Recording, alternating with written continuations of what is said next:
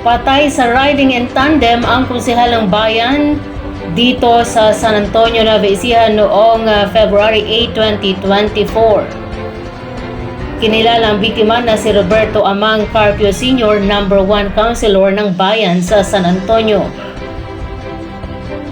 Ayon sa paunang imbestigasyon ng pulisya, galing sa kaniyang bahay sa Barangay Luyo si Konsehal Carpio at patungo umano sa poblasyon proper sakay ng kanyang motorsiklo na umano'y dikitan ng riding in tandem kung saan inasinta sa ulo at pinaputukan ng 3 beses. 3 basyo ng caliber 45 pistola ang na-recover sa pinangyarihan ng krimen. Nagpapatuloy pa ngayon ang malawakang hot pursuit operation ng pulisya at nakipag-coordinate na rin sa mga pulis ng mga katabing bayan para sa ikadarakip ng mga salarin.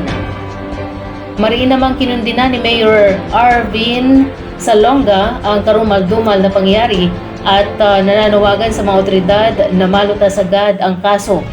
Katunayan nito ay naglaan pa rin sila kasama ang Sangguniang Bayan ng San Antonio ng 500,000 pesos bilang pabuya sa sinuman na makapagbibigay ng impormasyon kung sino ang pumaslang sa konsehal.